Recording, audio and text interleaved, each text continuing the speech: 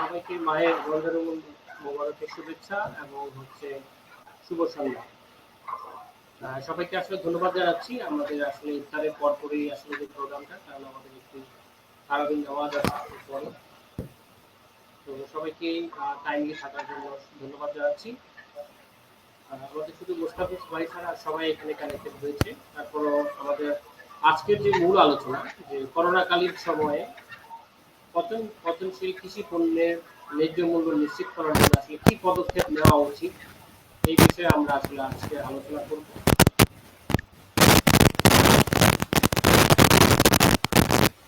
আজকের আলোচনা অনুষ্ঠানে উপস্থিত আছেন professor doctor Mohammad Mahbubul Alam, department of agriculture extension, Sher-e-Bangla agriculture university, এবং কৃষি ও প্রযুক্তি বিশেষজ্ঞ। এবং আমার পাশে আছেন ডক্টর জিয়াউর রহমান, উনি head BRAC social business Uganda limited. এরপরে আমি দেখতে পাচ্ছি আছেন ডক্টর জেবুর মুসা, উনি chairman department of public administration, Jahangirnagar university. এবং যেহেতু আমাদের এটার নাম হচ্ছে আগামী বাংলাদেশ, সুতরাং আগামী বাংলাদেশের জন্য আমাদের তরুণ প্রতিনিধিত্ব থাকে। তো আমাদের মধ্যে উপস্থিত আছেন সাউথ আফ্রিন ইনি, chairman department of agri business এবং বিপণন বিশেষজ্ঞ। আমরা আসলে কৃষি মোটামুটি যে সিনারিটা বাংলাদেশে আমাদের কাছে, কৃষি বলতে কিন্তু আমরা অ্যাকচুয়ালি আমাদের সিনারিটা বোঝায় যে অ্যাকচুয়ালি আমাদের কৃষকরা অনেক ক্ষেত্রে অসহায়। যেমন কৃষকরা আমাদের যেমন ল্যান্ডলেস ফার্মার, তারা ঋণগ্রস্ত, যার ফলে বিভিন্ন কারণে তারা অনেক ক্ষেত্রে এই উইকনেসের সুযোগটা আমাদের মাঝখানে যারা মিডল চ্যানেলে আছে তারা অনেক সময় এই সুযোগটা নিচ্ছে। আর কমপ্লিটলি এখন আমাদের যেহেতু একটা লকডাউন অবস্থা, আমাদের ট্রান্সপোর্ট সিস্টেম আমাদের মোটামুটি সবই বন্ধ আছে। কয়েকদিন আগে আমি দুইটা নিউজে দেখলাম যে ময়মনসিংহে ওখানে করলা বিক্রি হচ্ছে এক মন 80 টাকা কেজিতে, তার মানে পার কেজি 2 টাকা করে। সেই সবজি কিন্তু আমরা ঢাকায় 40 টাকা করে কিনতে পারছি, এবং অন্যদিকে তরমুজের একই অবস্থা। সুতরাং এগুলোর ক্ষেত্রে আসলে আমাদের যেমন করোনাকালীন চ্যালেঞ্জ আছে, এবং করোনা পরবর্তীকালে আমাদের কৃষি ন্যায্য মূল্য নির্ধারণের জন্য একটি বিশাল চ্যালেঞ্জ দাঁড়িয়েছে। সুতরাং আমরা ব্যক্তিগত মনে করি এই বিষয়ে একটি আলোচনা করা প্রয়োজন। তো আমি প্রথমে আসলে অনুরোধ করব, যেহেতু মোস্তাফিজ ভাই একটু পরে কানেক্ট হচ্ছে। ভাই এখানে যে মনে হয় আপনাকে এই লিংকটা ফেসবুকে পোস্ট করতে হবে, আদারওয়াইজ ওখানে কিন্তু যাবে না। না, অলরেডি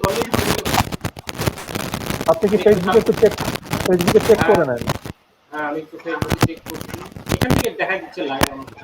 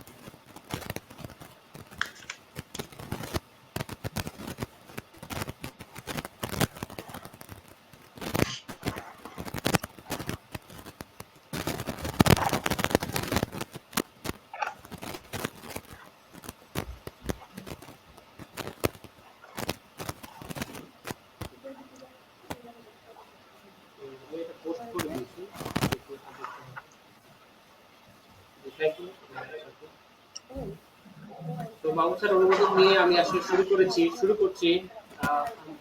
আপনি মোস্তাফিজ ভাই আমাদের কাছে জয়েন করেননি, কিন্তু আমরা কাকে এখন ফ্লোরটা দিতে পারি? আপনি চেয়ার অফ দ্য সেকশন। না, আমি কি শুরু করবো, কিছু বলতে বলছেন বা এই ধরনের? হ্যাঁ, যেহেতু আমরা স্টার্ট করেছিলাম, যেহেতু মোস্তাফিজ ভাই থেকে শুরু করবো, তো যাই হোক, এনিওয়ে আমি এখন আসলে অনুরোধ করছি professor doctor Mohammad Mahbubul Alam, department of agriculture extension, Sher-e-Bangla agriculture university. Okay, ধন্যবাদ সকলকেই। আমাদের এখানে সন্ধ্যা, সেই হিসেবে শুভ সন্ধ্যা দিয়ে শুরু করছি। আপনাদের ওখানে হয়তো বা বিকাল। তো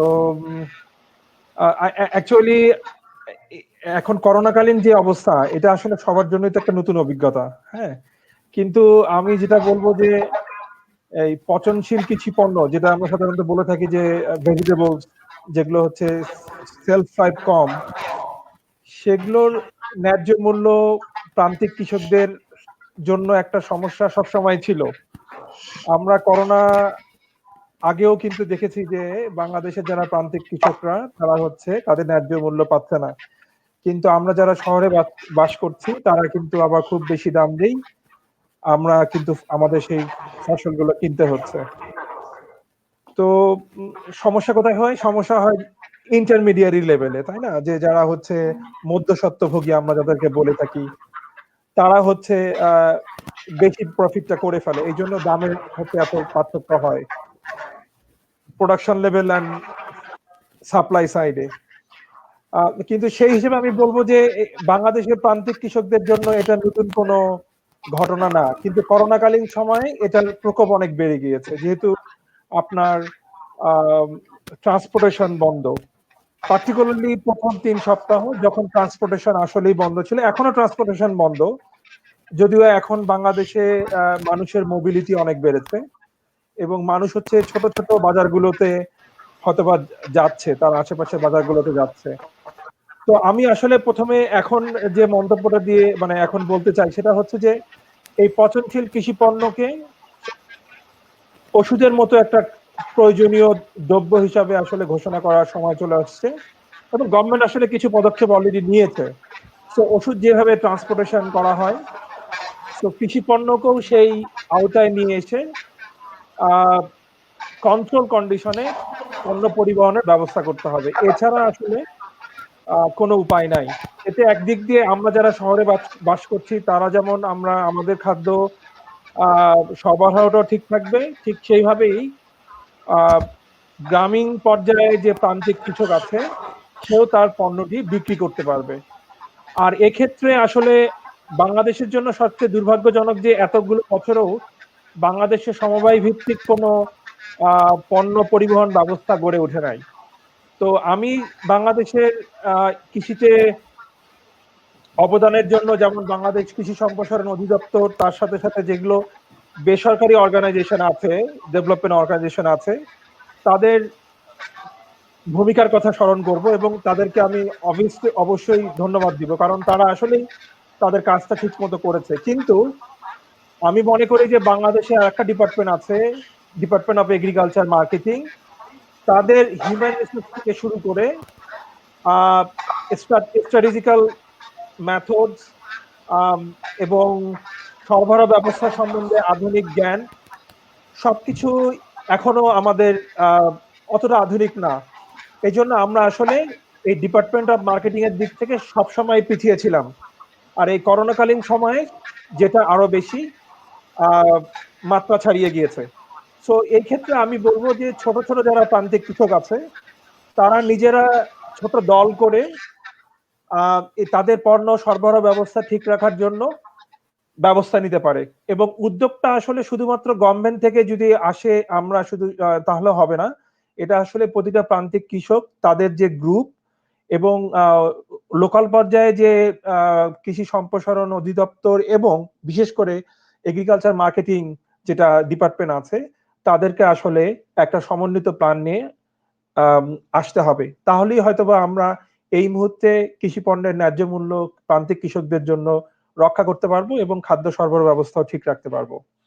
সো আপাতত আমি এতটুকু শুধু বলছি যে আমার ধারণা হচ্ছে আমার আমার আমি যদি কনক্লুড করি এই এখন, তাহলে আমি বলবো যে কৃষি পণ্যকে অবভিয়াসলি অতি গুরুত্বপূর্ণ পণ্য, ওষুধের মতো গুরুত্বপূর্ণ পণ্য হিসেবে ঘোষণা করতে হবে এবং সেই পণ্য পরিবহনের জন্য গভর্নমেন্ট থেকে প্রণোদনা এবং ব্যবস্থা নিতে হবে, যাতে রাস্তায় এই ভেহিকল গুলো চলতে পারে, এই সরবরাহ ব্যবস্থা চলতে পারে এবং প্রান্তিক কৃষকরা তারা তাদের একটা ছোট দল বা গ্রুপ বা সমবায়ের মাধ্যমে তারা এখন পণ্য সেল করার জন্য বা বিক্রি করার জন্য ব্যবস্থা নিতে পারে।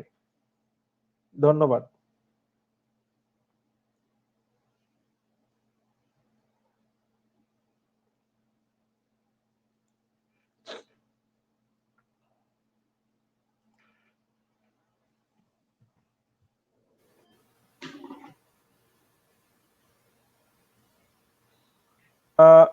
মুকুল ভাই, আমি আপনাকে শুনতে পাই নাই। Can you repeat? মিউট করা ছিল। আচ্ছা, thank you professor doctor Mohammad Mahbubul Alam sir for your nice speech. যদি কোনো লিঙ্কেজ কোশ্চেন থাকে আমরা আবার আপনার কাছে পরবর্তীতে আবার চলে আসবো। You are most welcome. এখন আমি বিনীতভাবে অনুরোধ করছি সাউথ আফ্রিকান chairman department of agri business and marketing, agriculture university. আপনার কাছে আসলে আমি জানতে চাচ্ছিলাম যে বাংলাদেশে আসলে যেহেতু আমাদের মাহবুব স্যার বললেন মাত্র যে আসলে মার্কেটিংই সমস্যাটা, এই যে কৃষি পণ্যের যে মার্কেটিংটা কি ধরনের হইলে মনে হচ্ছে যে আসলে আমাদের যারা কৃষক পর্যায়ে আছে তাদের আমরা একটা ন্যায্য মূল্য আমরা করতে পারি, নিশ্চিত করতে পারি।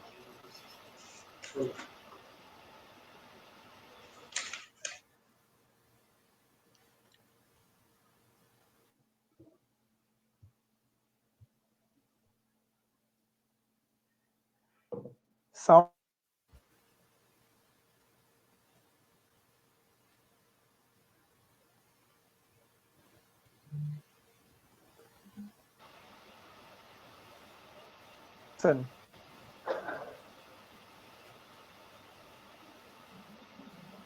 জেবুন্নেসা আবার শুরু করতে হবে, সাউন্ডটা আসে নাই।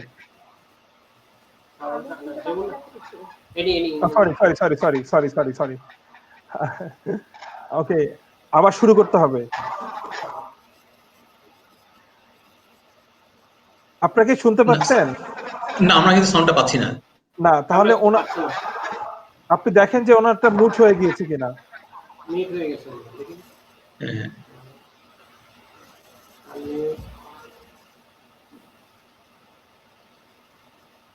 মুকুল ভাই, আপনি আপনাকে মিউট করতে পারেন, কিন্তু অন্যদেরকে মিউটটা ছেড়ে দেন। হ্যাঁ মিউট হচ্ছে মনে হয়। হ্যাঁ, এখন কি কথা বলে যাবে? আমি ওনার সাউন্ড শুনি না। না, সাউন্ড আসছে না। আচ্ছা, আমি বলবো যে ওনাকে আবার কানেক্ট করতে হবে। আপনি হয়তোবা এই মুহূর্তে অন্য কারোর সাথে কথা বলতে পারেন।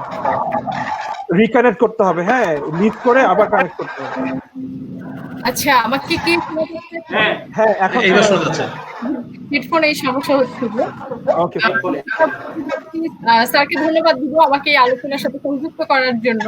আসলে এখন আমাদের খুবই কঠিন একটা অবস্থা, যে অবস্থার সাথে আসলে আমি পরিচিত ছিলাম না। আর মাহবুব স্যার যেটা বললো যে আমাদের এগ্রিকালচারাল মার্কেটিং এর যে ব্যবস্থাটা কখনই অর্গানাইজড ছিল না, আর এটা আমাদের ফার্মারদের জন্য খুবই কমন যে তারা সবসময় ডিপ্রাইভড হয়ে আসছে। কারণ এটা একটা কমন সিনারিও যে আমাদের দেশে আমাদের ফার্মারদের জন্য আমরা ফেয়ার প্রাইসটা এনশিওর করতে পারিনি। তো এখন যেটা হয়েছে যে এরকম একটা লকডাউন অবস্থার কারণে সেই প্রকোপটা আরো বেড়েছে। তো আমার কাছে যেটা মনে হয় যে আমরা যদি এই এগ্রিকালচারাল মার্কেটিং থেকে বা এগ্রিকালচারাল প্রোডাক্ট গুলোকে যদি আমরা একদম মানুষের কাছে পৌঁছাতে চাই, যে সবার আগে যেটা দরকার সেটা হচ্ছে আমাদের একটা স্মুথ ট্রান্সপোর্টেশনের ব্যবস্থা করতে হবে, যেটা এখন লকডাউনের কারণে অনেকটাই জরুরি প্রয়োজন ছাড়া অন্য কোনো ট্রান্সপোর্টেশন যেহেতু চলছে না। তো এই জন্য যেটা সবচেয়ে বেশি সমস্যা আমরা ফেস করছি সেটা হচ্ছে আমাদের ফার্মাররা ফেস করছে, সেটা হচ্ছে তারা তাদের প্রোডাক্টটাকে সেল করতে পারছে না, কারণ তারা মানে ক্রেতা পাচ্ছে না, মার্কেটে ক্রেতা নাই। আর যারাও আছে, যারা প্রোডাক্টটা কিনতে চাচ্ছে, তারাও এখন অনেকটা কারসাজি বলবো আমি এটা, যে সিন্ডিকেট করে প্রোডাক্টে যতটুকু দাম আছে সেটাকে আরো কমিয়ে দিচ্ছে।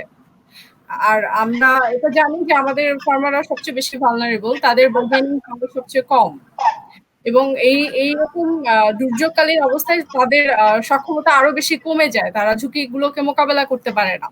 তো আমার কাছে যেটা মনে হয় যে মিনিস্ট্রি অফ এগ্রিকালচারের আন্ডারে একটা হয়তো এরকম একটা অর্গানাইজড একটা কমিটি হতে পারে ন্যাশনাল লেভেলে, যেখানে অন্যান্য মিনিস্ট্রির রিপ্রেজেন্টেটিভরা থাকবে, আর রেলিভেন্ট স্টেক হোল্ডার তারা থাকবে, এবং এটা একদম রুট লেভেল পর্যন্ত হবে এটার অ্যাক্টিভিটিস গুলো, ডিভিশনাল, ডিস্ট্রিক্ট, উপজেলা পর্যায়ে, এবং স্থানীয় সরকারের যে প্রতিনিধি আছে গ্রাম পর্যায়ে, যে মেম্বার বা চেয়ারম্যান যারা আছে, তাদেরকেও এটার সাথে অ্যালাইন করে প্রতিটা উপজেলায় কিন্তু একটা হিসাব থাকে যে কতটুকু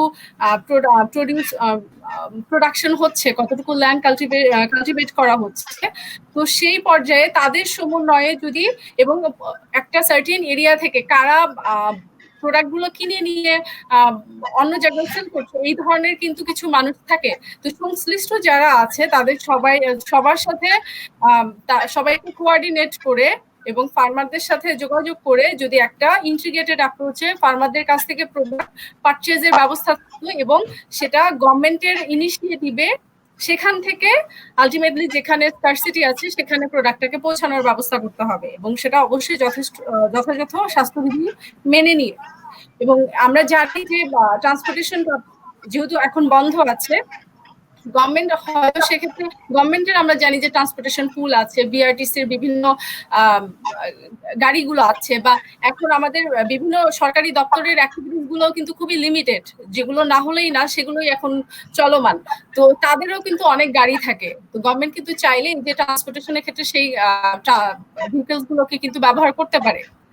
এবং ট্রান্সপোর্টেশনের ক্ষেত্রে যারা ট্রান্সপোর্টেশনের সাথে রিলেটেড তাদের যেন কোনো ভোগান্তি না হয়, সেক্ষেত্রে হয়তো তাদের আইডি কার্ড, এই কোন একটা আইডেন্টিটির ব্যবস্থা করা যেতে পারে। তাহলে হয়তো আমার যেটা মনে হয়েছে যে একমাত্র মানে এখন যে ক্রাইসিস মোমেন্টে আমরা যাচ্ছি, সেখানে হচ্ছে যে আমাদের একে তো সব কাস্টমার লেভেলেও ডিমান্ড কিন্তু কমে গিয়েছে, এবং এটার অন্যতম একটা কারণ হচ্ছে মানুষের এখন ইনকামটাও কিন্তু অনেকাংশেই কমে গিয়েছে। মানুষ যতটা পারছে যে আমরা আমাদের টাকাটা সেভ করে ভবিষ্যতে কি হবে তার জন্য আমরা আমাদের টাকাগুলোকে সেভ করে রাখি। আবার দেখা যাচ্ছে যে ফার্ম লেভেল থেকে প্রোডাক্ট গুলো কিন্তু তারাও সেল করতে পারছে না, যতটুকু আসছে ক্যাপিটাল বা বিভাগীয় শহরগুলোতে, সেখানে যারা ভোক্তারা আছে তারা কিন্তু আবার অনেক বেশি দামে তাদেরকে কিনতে হচ্ছে। তো অনেক ক্ষেত্রে দেখা যায় যে প্রোডাক্ট হয় যদি আমি 30 টাকা কেজি বা 40 টাকায় কেজি পাওয়া যায়, তাহলে হয়তো অনেক ভোক্তা সেই প্রোডাক্টটা কিনবে, সেই সবজিটা হয়তো কিনবে, কিন্তু সেটা যখন 80 টাকায় পারচেজ করতে হচ্ছে তখন কিন্তু অনেকেই সেই প্রোডাক্টটা কিনতে আগ্রহী হচ্ছে না। তো এই যে একটা গ্যাপ, আমরা যদি আমাদের পণ্য পরিবহনটাকে স্মুথ করতে পারি, আলটিমেট যেখানে মাস লেভেলের প্রোডাকশন হচ্ছে, এক একটা এগ্রিকালচারাল প্রোডাক্ট এক একটা এরিয়াতে ভালো হয়, তো সেখান থেকে যদি আমরা পুরো কান্ট্রি ওয়াইজ আমরা এটাকে পরিবহন করতে পারি, তাহলে আমার মনে হয় যে এই যে দামের যে ডিসক্রিপেন্সি সেটা অনেকটাই কমে যাবে। আর আমার কাছে আরেকটা জিনিস মনে হয়, এই যে সামনে আমাদের ফ্রুটস এর একটা সিজন আসছে, আমাদের যারা এর সাথে রিলেটেড যে ফার্মার বা স্টেক হোল্ডার যারা আছে, তারা কিন্তু এখনই অনেক দুশ্চিন্তার মধ্যে দিন পার করছে যে কিভাবে তারা এই সমস্যাগুলো তাদের প্রোডাক্ট গুলো তারা বিক্রি করবে। তো সেক্ষেত্রে এই যে আগে থেকে যদি ইন্টিগ্রেটেড অ্যাপ্রোচে বা ট্রান্সপোর্টেশনের ব্যবস্থাটা কেমন হবে সেটা যদি চিন্তা করে রাখা হয়, তাহলে হয়তো প্রবলেমটা অনেকাংশেই সলভ করতে পারবো। আবার আমার মনে হয় এইরকম একটা সময় আমরা ই কমার্স যে সাইটগুলো, অনলাইন ভিত্তিক যে সেলটা, সেটাও আমরা কাজে লাগাতে পারি। আমি কিছুদিন আগে একটা নিউজ দেখলাম যে গোপালগঞ্জের একটা নিউজ দেখলাম যেখানে অনলাইনে তরমুজ এবং বাঙ্গি বিক্রি করা হয়েছে, প্রথম দিনেই খুব ভালো একটা রেসপন্স আসছে। তো এই ধরনের ইনিশিয়েটিভ গুলো হয়তো কাজে এখানে লাগতে পারে এখন। আর আরেকটা যেটা, যে আমরা দেখছি গভর্নমেন্ট ওপেন মার্কেট সেল বা টিসিবির মাধ্যমে প্রোডাক্ট সেল করছে, কিছু কিছু প্রোডাক্ট যেরকম চাল, সুগার, লবণ, এগুলোর ক্ষেত্রে। তো সেক্ষেত্রে সবজি বা ভেজিটেবল এগুলোকে ইনক্লুড করা যায় কিনা, যে গভর্নমেন্টের এরকম আমি যতটুকু জানি 350 ট্রাক টিসিবির আন্ডারে দেশের বিভিন্ন জায়গায় প্রোডাক্ট সেল করছে। এক্ষেত্রে যদি গভর্নমেন্টের এরকম রেগুলেটেড কিছু ট্রাক বা ভেহিকলস এর মাধ্যমে যদি ভেজিটেবলস গুলো সেল করা যেত, আমার মনে হয় তাহলে হয়তো ফার্মারদের উপর প্রেশারটা একটু কমতো। এটা হয়তো নর্মাল সিচুয়েশনের জন্য না, কিন্তু এখন যেহেতু আমাদের দেশে একটা ক্রাইসিস মোমেন্ট যাচ্ছে, তো সেক্ষেত্রে হয়তো এই জিনিসগুলো আমরা একটু চিন্তা করে দেখতে পারি যেভাবে কাজ করা যায় কিনা, যে ফার্ম লেভেল থেকে কনজিউমার লেভেলে প্রোডাক্টটা পৌঁছানো যায় কিনা। আর এটা তো খুবই ক্রাইসিস মোমেন্ট। আর আমার আরেকটা জিনিস যেটা সেটা হচ্ছে আমি যারা অ্যাগ্রো বেসড ফার্ম বড় বড় কোম্পানিগুলো আছে তাদের দিকে একটু করতে চাই যে তারা এখন এই যে সিজনাল ফ্রুটস গুলো যেগুলো আছে সেগুলো তারা কিন্তু তাদের সেই সক্ষমতা আছে, তারা চাইলে কিন্তু স্টোর করে রাখতে পারবে। তো এক্ষেত্রে তাদের কিন্তু একটা সিগনিফিকেন্ট একটা রোল প্লে করতে হবে যাতে ফার্মাররা একদম মানে পথে বসে না যায়, তারা পরে আবার ফার্মিং অ্যাক্টিভিটিস এর সাথে ইনভলভ থাকবে, সেই উৎসাহটা যেন থাকে। তো এগুলোই আমার মনে হয় আপাতত এই ধরনের কিছু ইনিশিয়েটিভ নিয়ে হয়তো আমরা সেই প্রবলেমগুলো সলভ করতে পারবো। এটা খুব রাইট পয়েন্ট। আমি একটু অ্যাড করি, আমি যতটুকু জানি যে হটেক্স ফাউন্ডেশনের কিছু ভিকেএল আছে যেগুলো হচ্ছে মানে ফ্রিজার অথবা চিলার, সো সেগুলো কিন্তু ইউজ করা যায়, যদিও এগুলো খুব এক্সপেন্সিভ হয়ে যায়, কারণ যখন যাবে সে তখন থাকা যাচ্ছে, আহার সময় সে লোড হয়ে আসছে। কিন্তু এখন যেহেতু একটা বিশেষ পরিস্থিতি, সেই পরিস্থিতিতে কিন্তু গভর্নমেন্ট সেই ভেহিকেল গুলোর বা সেই যতটুকু রিসোর্স আছে আমাদের সেগুলোকে ইউজ করতে পারে সরবরাহ ব্যবস্থা ঠিক রাখার জন্য। কারণ এই সরবরাহ ব্যবস্থাটা ঠিক রাখাটাই এখন সবচেয়ে বড় চ্যালেঞ্জ, এবং এটা করলেই আমাদের ফার্মাররা অনেক যখন তারা বিক্রি করতে পারবে তখনই তো তারা প্রাইসটা পাবে। আর আরেকটা স্যার আমার যেটা মনে হয়েছে আরেকটা কাজ হয়তো গভর্নমেন্ট করতে পারে, সেটা হচ্ছে আমরা দেখি ধানের দামটাকে ঠিক রাখার জন্য কিন্তু গভর্নমেন্ট ফ্লোর প্রাইস বা সেলিং প্রাইস গুলো মানে প্রাইস ঠিক করে দেয়। এখন ভেজিটেবলের ক্ষেত্রে এরকম কোনো ইনিশিয়েটিভ নেওয়া যায় কিনা যে না এর চেয়ে কমে এই প্রোডাক্ট, এবং এটা যদি করতে চায় তাহলে এই যে কোঅর্ডিনেটেড একটা অ্যাপ্রোচ লাগবে, বায়ার এবং সেলার যেখানে থাকবে সেখানে মনিটরিং যারা অথরিটি যারা থাকবে তাদের একদম ক্লোজ মনিটরিং লাগবে, আদারওয়াইজ এটা সম্ভব না। এরকম কোনো ইনিশিয়েটিভ নেওয়া যায় কিনা সেটাও ভেবে দেখতে পারে আসলে।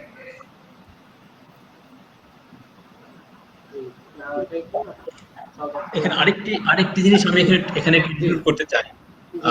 এই তাৎক্ষণিকভাবে এই করোনা মোকাবেলায় এবং বিশেষ করে কৃষকদেরকে সাপোর্ট দেওয়ার জন্য আমরা জানি যে বাংলাদেশে বিভিন্ন বড় বড় প্রতিষ্ঠান আছে যারা কিন্তু প্রতিনিয়ত বিপুল পরিমাণ কিন্তু তাদের সবজি কিনতে হয়। যেমন আমরা যদি জেলখানার কথা চিন্তা করি, আমরা যদি ক্যান্টনমেন্টগুলির কথা চিন্তা করি, আমরা যদি বিভিন্ন বিশ্ববিদ্যালয়ের কথাগুলি চিন্তা করি, এবং এইসব জায়গায় কিন্তু প্রচুর পরিমাণ সবজি অলরেডি কিনতে হচ্ছে, এবং এইখানে বড় একটা সাপ্লায়ার মধ্যস্বত্বভোগী এনারাই কিন্তু সাপ্লাইটা দিয়ে থাকে। যদি এই জায়গাটায় আমরা সরাসরি কৃষককে লিঙ্কেজ করা দিতে পারি কোনোভাবে, কৃষক সরাসরি সাপ্লাই দেবে ক্যান্টনমেন্টগুলিতে, কৃষক সরাসরি সাপ্লাই দেবে জেলখানাগুলিতে, এই জায়গাগুলি যদি করতে পারি তাহলে আমরা তাৎক্ষণিকভাবে আমরা কৃষককে একটা বড় সাপোর্ট দিতে পারবো। না, আপনি ভালো কথা বলেছেন। শেরেকা বাংলা কৃষি বিশ্ববিদ্যালয় কিন্তু আমি যতটুকু শুনেছি, আমি যদি ক্যাম্পাসের বাইরে থাকি, আমাদের professor doctor Mohammad Sekandar Ali sir, উনি শুনেছি যে উনি মুন্সিগঞ্জ থেকে কিছু আপনার সবজি ডিরেক্টলি কিনে নিয়ে শেরে বাংলার ভিতরে যারা যারা দরকার তারা কিনে নিয়েছে। তো উনি দুবার এরকম ইনিশিয়েটিভ নিয়েছে, সেটা একটা ভালো একটা পয়েন্ট যে এখন ঢাকা শহরে কিন্তু অনেক হাউজিং, এবং পার্টিকুলারলি কয়েকদিন আগে দেখলাম যে কল্যাণপুর হাউজিং এস্টেট ওরা খুবই কন্ট্রোল একটা মেজার নিয়েছে। তো ওদের জন্য কিন্তু সম্ভব যে ফার্মারদের সাথে যোগাযোগ করে তাদের কাছ থেকে নিয়ে এসে, আমি যে হাউজিং এ আছি এই হাউজিং এও সম্ভব, কারণ ছোট একটা হাউজিং, এবং এটা একটা খুব ভালো প্রস্তাব যে এটা কিন্তু আমাদের মধ্যে থেকেও সেই উদ্যোগটা আসতে পারে নাগরিক পর্যায় থেকে। হ্যাঁ, খুব ভালো একটা প্রস্তাব। জি, আসলে এতে যে জিনিসটা হবে দুটো বিষয় এখানে জড়িত। একটি হচ্ছে যে কৃষক সরাসরি তার ন্যায্য মূল্যটা নিশ্চিত হবে কৃষকের, এবং দ্বিতীয়ত হচ্ছে যে আমরা একটা ফ্রেশ সবজি সরাসরি আমাদের হাতে পাবো। হ্যাঁ, যেটা আমরা হচ্ছে নিউট্রিশনের যে অভাবটা সেটা আমাদের হয়তো মেকআপ হবে। আমি রিসেন্ট একটা স্টাডি দেখলাম যে এই করোনা পিরিয়ডে সেটা করা হয়েছে, যে এখানে ভোক্তা পর্যায়ে স্টাডি হয়েছে। তো অনেকেই পারসেপশন যে তারা ভেজিটেবল এখন কম কিনছে কারণ তারা ফ্রেশ ভেজিটেবলটা পাচ্ছে না, এটা একটা অভিযোগ। এবং আর একটা শুনলাম যে অলমোস্ট 40% রেসপন্ডেন্ট বলেছে যে তারা তাদের ডিজায়ারেবল যে ভেজিটেবলটা সেটাও পাচ্ছে না। তার মানে কি কনজিউমার লেভেলে সব প্রোডাক্ট একইভাবে আসছে না, এই জন্য কিন্তু সেলটা অনেকটাই কমে গিয়েছে। তবে শহর পর্যায়ে ইলেকট্রনিক কমার্সের যে এখন যে অবস্থা, সেটা হচ্ছে যে আসলে ইলেকট্রনিক কমার্সে যে কোম্পানিগুলো কাজ করে তারা আসলে তাদের নিজস্ব কোনো হ্যাঁ তাদের স্টোর হাউস আছে, ইনভেন্টরি আছে, কিন্তু এই মানে যে পণ্যগুলো আসলে পচনশীল বা পেরিসেবল বেশি, সেগুলো করার জন্য যে স্টোর হাউস বা ইনভেন্টরি, সেগুলো তাদের খুব একটা নাই। এবং সেজন্যই, এবং এই পণ্যগুলো হচ্ছে পরিবহন করাও, ছোট স্কেলে পরিবহন করাও একটু কষ্টকর। এই জন্য এই ওনারা হচ্ছে এই জিনিসগুলো ইনপুট করতে চায় না, পার্টিকুলারলি সিটিতে। কিন্তু আহ, যে পয়েন্টটা আসছে, যে লোকাল পর্যায়ে কিন্তু ফার্মাররা বা জেলা পর্যায়ে এই অনলাইনের সুবিধা নিয়ে কিন্তু এই পণ্যটা পরিবহন করা সম্ভব। হ্যাঁ, জেলা পর্যায়ের ভিতরে, মানে উইদিন দ্য ডিস্ট্রিক্ট অথবা উইদিন দ্য স্মল টেরিটরি, এই অনলাইনের ব্যবস্থাটা সব ইউজ করা সম্ভব। আর ন্যাশনাল পর্যায়ে ডেফিনেটলি সম্ভব যদি কেউ দায়িত্ব নেয়। কিন্তু আমি দেখছি এবং না যে ম্যাক্সিমাম ক্ষেত্রে ট্রান্সপোর্টেশন বন্ধ হওয়ার জন্য অনলাইনে যে যাদের কাছ থেকে আমরা সার্ভিস দিতাম, ওরা বরঞ্চ অনলাইন সার্ভিসটা বন্ধ করে দিয়েছে বন্ধ ইদানিং। করে দিচ্ছে এটা হ্যাঁ, exactly। বন্ধ করে দিচ্ছে। প্লিজ এটা আপনি কন্টিনিউ। হ্যাঁ, আপনি কিছু অ্যাড করতে এই চাচ্ছেন? জায়গা এই জায়গাটায় আমার কাছে মনে হয়েছে যে বিএডিসি একটি বড় ভূমিকা রাখতে পারে, যেহেতু বিএডিসি অলরেডি তাদের বিভিন্ন পণ্য সরবরাহের জন্য তাদের নিজস্ব ট্রান্সপোর্ট ফ্যাসিলিটিস আছে।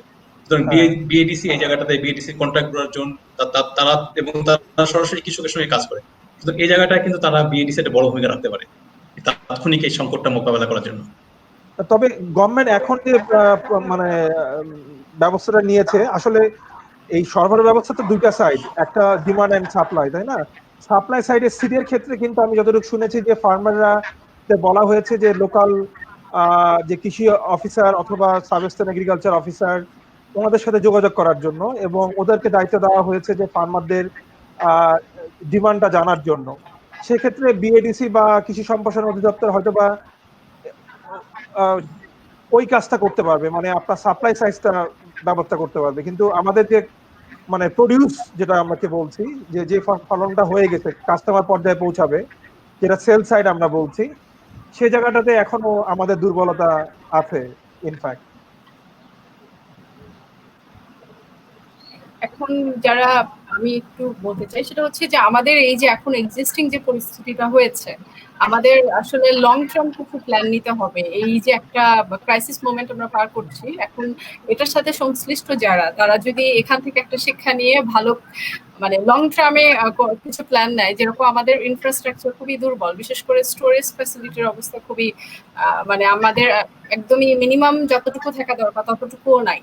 আমাদের স্টোরেজের সুযোগটা যদি আরো বেশি থাকতো তাহলেও কিন্তু আমাদের ফার্মাররা এই যে একদম অনেক যদিও এখানে ফাইন্যান্সিয়াল ব্যাপারও থাকে যে ফার্মাররা যেহেতু ঋণ করে তাদের প্রোডাক্টটা প্রডিউস করে, আলটিমেটলি তারা বাধ্য হয় সেল করতে।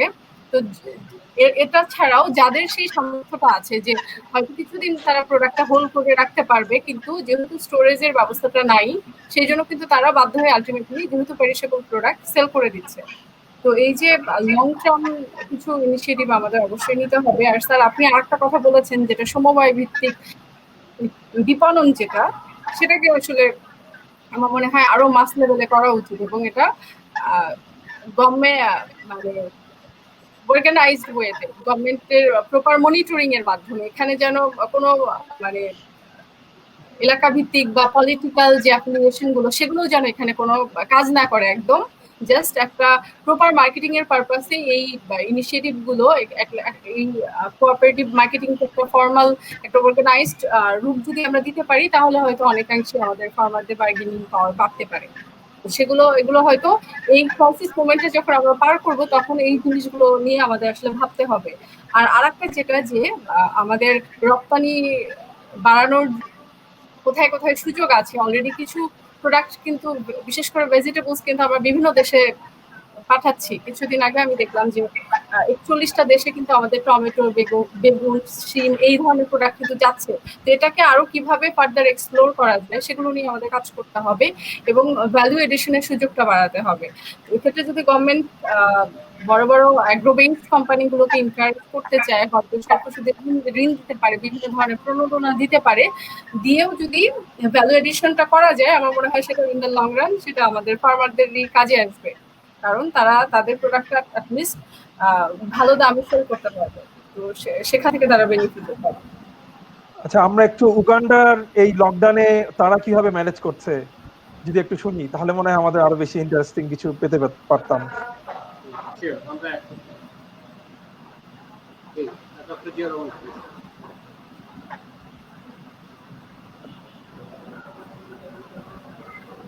আপনাদের ওখানকার অভিজ্ঞতা কিরকম উগান্ডাতে? উনি কি শুনতে পাচ্ছেন আমাদের?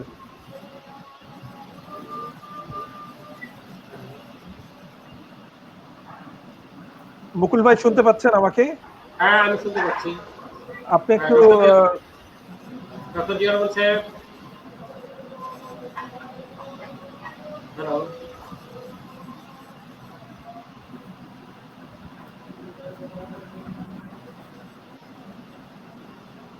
ডক্টর জিয়া ভাই, ক্যান ইউ লিসেন আস? হ্যাঁ হ্যাঁ জি, আমরা বলছিলাম যে উগান্ডায় এই লকডাউনের মধ্যে ওরা কিভাবে ম্যানেজ করছে এই পরিবহন ব্যবস্থাটা, মানে সরবরাহ ব্যবস্থাটা?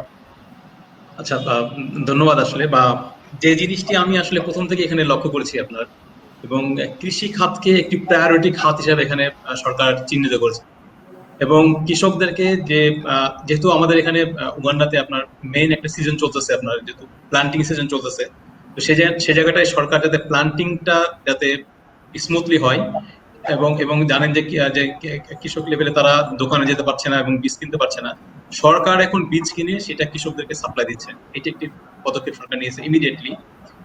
সেকেন্ড, যে আরেকটি এবং উৎপাদিত পণ্যের ক্ষেত্রে সরকার যে ব্যবস্থাটা নিয়েছে, এবং সেখানে তারা এই ট্রান্সপোর্ট ব্যবস্থাটা এই লকডাউনের বাইরে রাখছে, যেটা বিশেষ করে সবজি এবং এবং খাদ্য পণ্য সরবরাহ, এটা পুরোপুরি লকডাউনের বাইরে, এবং কৃষি উপকরণ সরবরাহকারী যেসব যেসব ট্রান্সপোর্ট থাকবে সেগুলি সবগুলি লকডাউনের বাইরে। এবং যারা এই পণ্য পরিবহন, খাদ্য পণ্য পরিবহনের সঙ্গে সম্পৃক্ত, তাদেরকে সরকার একটা স্পেশাল স্টিকার দিচ্ছে, যে স্টিকারটা সে গাড়িতে ব্যবহার করলে সে কান্ট্রির যে কোনো জায়গায় যেতে পারবে। তো এই পদক্ষেপগুলি সরকার নিয়েছে। পাশাপাশি সরকার যে কাজ করেছে, বিভিন্ন জায়গায় ছোট ছোট মার্কেট, যেখানে কৃষক সরাসরি বিক্রি করতে পারবে, সরাসরি এসে, যেমন যেমন বিভিন্ন স্কুলের মাঠ, বিভিন্ন কলেজের মাঠ, বিশ্ববিদ্যালয়ের মাঠ, এই মাঠগুলিকে সরকার এখন এবং সরাসরি একটা অস্থায়ী বাজার ব্যবস্থা তৈরি করেছে, যেখানে কৃষক সরাসরি এসে সেখানে তার পণ্যটা নিয়ে আসতে পারবে, এবং ভোক্তারা সরাসরি যেতে পারবে, এবং যারা পাইকারি তারাও সরাসরি সেখান থেকে কিনতে পারবে। এবং খাদ্য পণ্য পরিবহনের ক্ষেত্রে সরকারি কোনো রেস্ট্রিকশন নাই, সমস্ত জায়গায় খাদ্য পণ্য পরিবহনকারী ট্রান্সপোর্ট চলাফেরা করতে পারবে।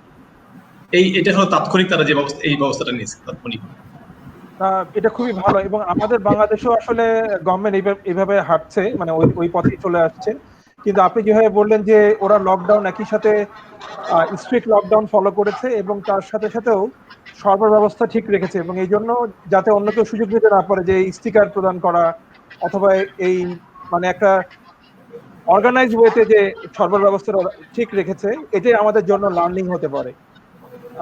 বাংলাদেশও কিন্তু এই পর্যায়ে যারা সরবরাহকারী প্রতিষ্ঠান এবং ফার্মার, তাদেরকে কিন্তু এইভাবে সহায়তা দিতে পারে। শুধুমাত্র আর্থিক প্রণোদনা না, আর্থিক প্রণোদনা ছাড়াও কিন্তু আমাদের ইনস্টিটিউশনাল এবং সোশ্যাল কিছু প্রণোদনা দরকার হয়, ইনসেন্টিভ দরকার হয়, এবং সরকারের উচিত এই মুহূর্তে সেটাই নিশ্চিত করা।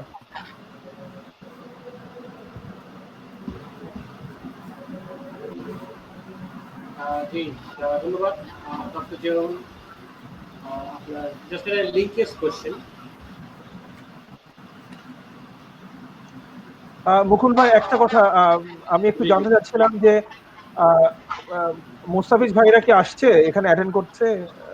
না, মুস্তাফিজ ভাই তো আমাকে অ্যাটেন্ড করতে পারেননি। আচ্ছা, ওকে, ফাইন। আর আপনার এটা মনে হয় ফেসবুকে লাইভও যাচ্ছে না, যতটুকু আমি বুঝছি, অথবা আপনাকে পরে দিতে হবে। হ্যাঁ, আমিও লাইভে, আমি ফেসবুকে দেখলাম, আমিও খুঁজে পাইনি। না, এটা ফেসবুকে কিন্তু লাইভ হয় নাই, এটা আপনাকে পরে আমি রেকর্ড হচ্ছে তো। হ্যাঁ, তাহলে না, লাইভ হলে সুবিধা হতো কি, কিছু কমেন্টস হয়তো বা আসতো। হ্যাঁ, এটি কি লাইভ করা যাচ্ছে না নাকি? এটা আমি ঠিক জানি না, এটা ওনার ওখান থেকে। হ্যাঁ, আনফরচুনেটলি হচ্ছে না। এটা আপাতত রেকর্ড করে এটা আমি শেয়ার করে দিই।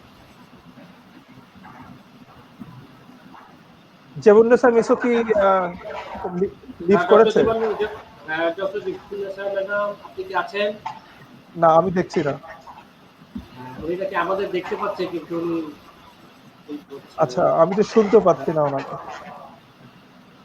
ডক্টর জেবুল্লাহ ম্যাডাম আছেন আপনি?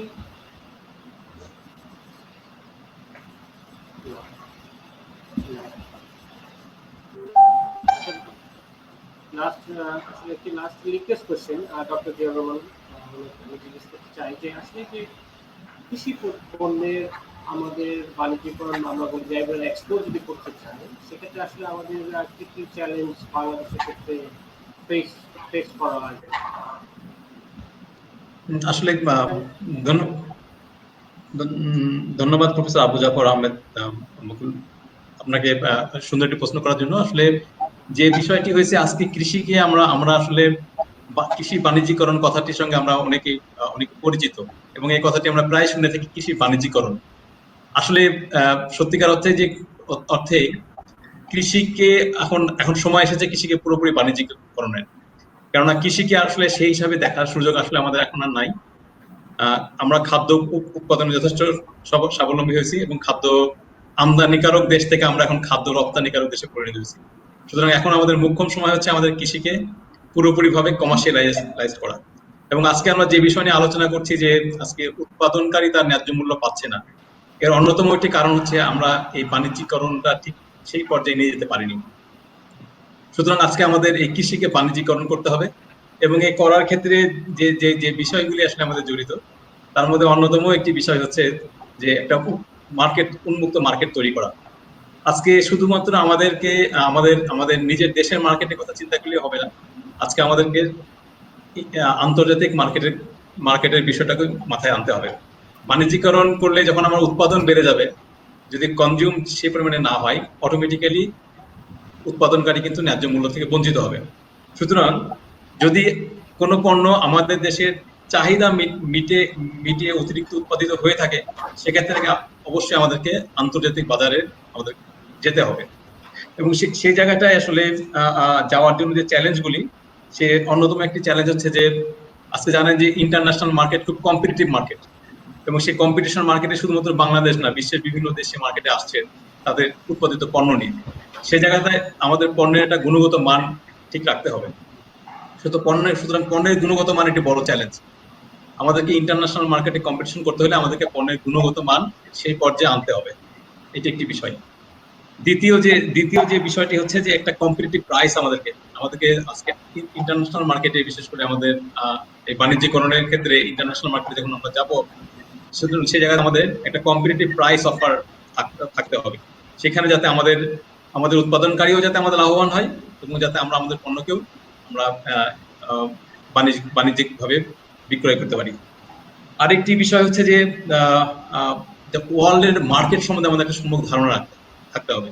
আজকে কোন পণ্যের চাহিদাটা কোন জায়গাতে, যেমন সুগন্ধিযুক্ত চাল আজকে কোথায় কোন বিশ্বের কোন দেশে বিক্রি হচ্ছে, তারপরে আমরা বিভিন্ন সবজিগুলি কোন দেশে যাচ্ছে, এর পাশাপাশি বিভিন্ন প্রসেস ফুডগুলি কোন দেশে যাচ্ছে, এবং কোন জায়গায় প্রসেস ইন্ডাস্ট্রি আছে, সেই জায়গাগুলো থেকে আমরা কিভাবে লিঙ্কেজ হতে পারি। তো এই জায়গাগুলিতে তথ্যের একটা সমন্বয় দরকার, এবং এই তথ্যগুলি আমাদের উৎপাদন পর্যায়ে যদি আমরা পৌঁছাতে পারি ঠিকমতো, তাহলে আমাদের উৎপাদনকারীরাও তাদের উৎপাদনের ন্যায্য মূল্যটা নিশ্চিত করতে পারবে।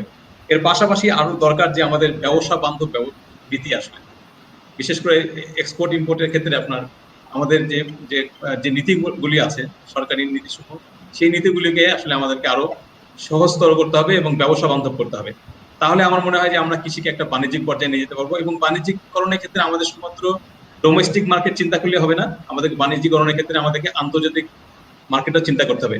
কেননা আপনারা দেখেন যে আজকে আমরা স্বাধীনতার পর আমরা খাবার উৎপাদনে কিন্তু যথেষ্ট আমাদের অগ্রগতি সাধিত হয়েছে, কিন্তু সেই অনুপাতে কিন্তু আমাদের এই বাণিজ্যিকরণ বলেন, এই মার্কেটিং বলেন, সেই জায়গাটাতে আমরা এখন অনেক পিছিয়ে আছি। তো সেই জায়গাটাতে যদি আমরা এখন ঠিকমতো কাজ করতে পারি, তাহলে আমার মনে হয় যে আমরা এই আমাদের উৎপাদিত পণ্যের ন্যায্য মূল্য নিশ্চিত করতে পারবো।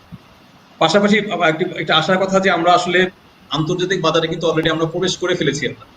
আমরা আমাদের দেশের চাহিদা মিটিয়েও আমরা সবজি দেশের বিভিন্ন দেশেও আমরা এক্সপোর্ট করছি, এবং আমরা চাউল এক্সপোর্ট করতেছি, এবং আমরা বিভিন্ন রকম সবজি পাঠাচ্ছি। সুতরাং আমাদের কিন্তু অলরেডি একটি ধারণা হয়ে গেছে যে কোন জায়গাটা আমাদের সমস্যা হচ্ছে।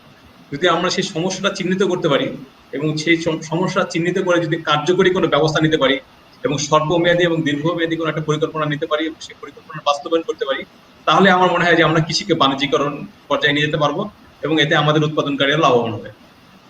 আমি ছোট্ট একটি উদাহরণ দিতে চাই। আমার আসলে এই আফ্রিকাতে কাজ করার সুবাদে যে অভিজ্ঞতা আমার হয়েছে, আমাদের ভ্যালু চেইন বিষয়ে, বিশেষ করে agro input value chain, agriculture value chain, এই জায়গাটাতে আসলে আমাদের আরো অনেক ডেভেলপমেন্ট দরকার।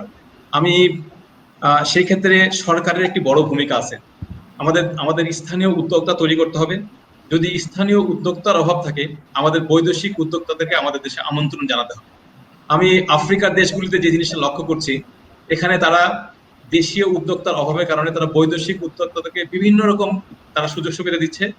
আজকে উগান্ডাতে আজকে চাইনিজ কোম্পানি তারা হাজার হাজার হেক্টর জমি তারা এখানে লিজ নিয়ে তারা ধান চাষ করছে এবং সেই চাল তারা এখানে প্রসেস করে প্যাকেট করে তারা আন্তর্জাতিক বাজারে বিক্রি করছে।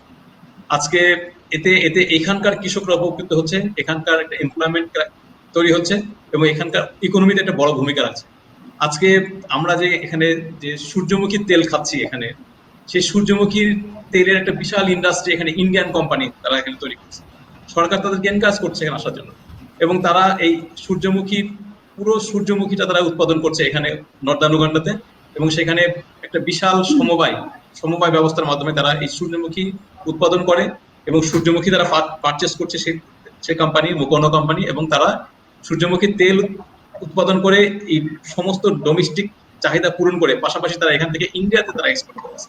তো এই ধরনের ভ্যালু চেইন স্পেসিফিক কিছু প্রভাবের ক্ষেত্রে আমাদের চিন্তা করতে হবে। সেই জায়গাটাতে আমার মনে হয় যে আমাদের সুযোগ আছে যে আমাদের দেশীয় উদ্যোক্তাদেরকে উদ্বুদ্ধ করা এবং পাশাপাশি বিদেশি উদ্যোক্তাদেরকে আমাদের দেশে আমন্ত্রণ জানানো। এতে হবে কি, এটা আমাদের যখন বিদেশি কোনো উদ্যোক্তা দেশে আসবে তখন টেকনোলজি অটোমেটিক্যালি এখানে চলে আসবে এবং সেই টেকনোলজির বেনিফিট কিন্তু আমরা দেশীয় উদ্যোক্তারা নিতে পারবো এবং কৃষিকে বাণিজ্যিকরণের ক্ষেত্রে এটা একটা বড় ভূমিকা রাখবে বলে আমি মনে করি। স্যার, আমি একটু এখানে অ্যাড করতে চাই একটা কথা, সেটা হচ্ছে এটা কিন্তু খুবই পজিটিভ একটা ব্যাপার যে এখন আমাদের দেশের ইয়ং জেনারেশন কিন্তু এগ্রিকালচারের ব্যাপারে খুবই ইন্টারেস্টেড। তারা কমার্শিয়ালাইজ যে এগ্রিকালচারাল অ্যাক্টিভিটিস আছে সেটার সাথে কিন্তু নিজেদেরকে ইনভলভ করতে চাচ্ছে এবং অনেক তরুণ উদ্যোক্তা কিন্তু আমরা অলরেডি দেখেছি যে যারা বিভিন্ন এগ্রিকালচারাল অ্যাক্টিভিটিস এর সাথে নিজেদের ইনভলভ করেছে। আমি একটা বিষয়ের দিকে একটু দৃষ্টি দিতে চাই। আমরা দেখি আমাদের লোকালি মানে বিভিন্ন বাসায় হয়তো বানানো প্রসেস ফুড গুলা কিন্তু আমরা বিভিন্ন সুপার শপে দেখি যে বিভিন্ন কোম্পানির প্রোডাক্ট বা ফরেন প্রোডাক্টের সাথে কিন্তু আমাদের লোকালি মেড যে কিছু অ্যাগ্রো বেসড প্রসেস প্রোডাক্ট গুলো কিন্তু আমরা পাই বিভিন্ন সুপার শপে কিন্তু আমরা পাই, হয়তো আচার বা এমনি চিরা, এই ধরনের কিছু প্রোডাক্ট কিন্তু আমরা পাচ্ছি বা পিঠা বানিয়ে বিক্রি করছে, এগুলো কিন্তু ভ্যালু এডিশন হচ্ছে। আমার যেটা মনে হয়েছে যে এই ধরনের প্রোডাক্টের কিন্তু শুধু আমাদের যে ডোমেস্টিক মার্কেটে ডিমান্ড আছে ব্যাপারটা সেরকম না, এগুলো কিন্তু অনেকটা আমাদের কালচার বা ট্র্যাডিশনকে কিন্তু এগুলো এই ধরনের খাবারগুলো কিন্তু আমাদের নিজস্ব একদম, এগুলো কিন্তু আমাদের কালচারকে রিপ্রেজেন্ট করে। তো এই ধরনের খাবারের কিন্তু চাহিদা বাইরেও আছে, কিন্তু অনেক ক্ষেত্রে দেখা যায় যে আমরা এগুলোকে এক্সপোর্ট করতে পারছি না, কারণ আমাদের এগুলো প্রপার কোয়ালিটিটা ইনশিওর করছে কিনা এই ধরনের কোনো সার্টিফিকেশন কিন্তু আমরা দিতে পারি না। ঠিক আছে, এই জায়গায় যদি একটু কাজ করা হয় যে লোকালি বা হোমমেড যে ফুডগুলো, যে প্রসেস ফুডগুলো, এগুলো কোয়ালিটিফুল এবং এগুলো এক্সপোর্ট মার্কেটে এন্ট্রি নেওয়ার জন্য প্রিপেয়ার, এই ধরনের কোনো সার্টিফিকেশনের জন্য যদি ব্যবস্থা করা যেত, তাহলে আমার মনে হয় যে এই ছোট ছোট উদ্যোক্তা বা বিশেষ করে হাউস ওয়াইফ যারা বা বাসায় বসে কাজ করতে ইন্টারেস্টেড, এরকম কিন্তু অনেক উদ্যোক্তা বের হয়ে আসবে এবং অনেক ভালো এডেড প্রোডাক্ট, বিশেষ করে এগ্রিকালচার প্রোডাক্ট কিন্তু আমরা পেতাম। তো এই ব্যাপারটা নিয়ে একটু কাজ করা উচিত। আমার মনে হয় যারা রেলিভেন্ট স্টেক হোল্ডার তারা এই বিষয়টা নিয়ে একটু কাজ করতে পারে, তাহলে আমাদের এই যে ছোট ছোট অ্যাগ্রো বেসড যে ব্যবসাগুলো সেগুলো কিন্তু আরো বাড়বে। এখন আমাকে অনেকক্ষণ পরে ডক্টর জগন্নাথ ম্যাডাম সঙ্গে পাওয়া গেছে, আর দেরি করছি না। ডক্টর জগন্নাথ ম্যাডাম, আপনি কি শুনতে পাচ্ছেন আমার কথা?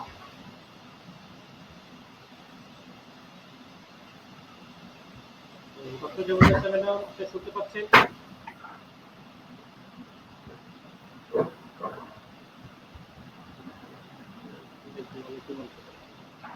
এই বিষয়ে আমরা একটা মাহফুজের সাথে একটা স্পেসিফিক আসলে কোশ্চেন আছে বাণিজ্য কমার্শিয়াল বিষয়ের ক্ষেত্রে, বাট আমি জানি না আমার একটা ফ্রেন্ড একটা বিষয় শেয়ার করেছে, যেটা আপনার বাড়ি চাঁপাইনবাবগঞ্জ, যে চাঁপাইনবাবগঞ্জের আম একবার এক্সপোর্ট করতে চেয়েছিল ইংল্যান্ডে।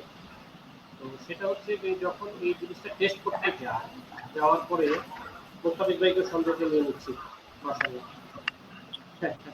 আসসালামু অলসাম সরি যে আমার লেট হয়ে গেছে। হ্যাঁ, ফাইনালি সমস্যা নেই, নো প্রবলেম, ফাইনালি সমস্যা নেই। আমার মোবাইলে আসছে।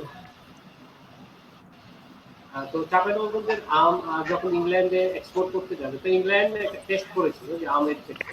তো টেস্ট করার পরে ওরা দেখলো যে আমটাতে আসলে যে পানিটা মেশানো হয়েছিল ইংল্যান্ডে, সেটা পরীক্ষা করে ওই পানিটা দূষিত ছিল। কিন্তু এই একটা আমাদের রিজনে ওখানে ওরা কিন্তু এক্সপোর্টটা রিজেক্ট করে দিয়েছে। এরকম আসলে এই জিনিসগুলো আমরা আসলে কিভাবে আমরা সচেতন ভাবে কাজ করলে হয়তো আমরা কি স্টেপ নেওয়া উচিত বলে মনে করি, আবের কথা যদি বলি, ঠিক আলুর ক্ষেত্রে তাই হয়েছে। ধন্যবাদ। যখনই অন্য কোনো দেশ আমাদের দেশ থেকে কোনো কৃষি পণ্য আমদানি করতে চায়, তখন তারা তাদের দেশের যে যে ফাইটোস্যানিটারি সার্টিফিকেট অনুযায়ী এটা গুণগত মান, তাদের যেগুলো রুলস রেগুলেশন আছে, যে যে সঠিক এগ্রিকালচার প্র্যাকটিস মেনে ফসলটা উৎপাদন হচ্ছে কি না সেটা তারা দেখে থাকে। তা আমাদের দেশের যে কৃষি উৎপাদনে সেই যথাযথ প্রক্রিয়াটা রপ্তানি করার ক্ষেত্রে রাইট স্ট্যান্ডার্ড আছে কি নেই, এটা দেখার জন্য আমাদের সুনির্দিষ্ট কোনো এজেন্সি বা সরকারি কোনো সংস্থা নেই যে তাদের তত্ত্বাবধানে রপ্তানিকৃত পণ্যগুলোর মান নিয়ন্ত্রিত হবে। আমাদের দেশে কৃষি পণ্য কনজামশনের কথা আর বিদেশে রপ্তানি করা পণ্যের উৎপাদন প্রক্রিয়ার ভিন্নতা আছে।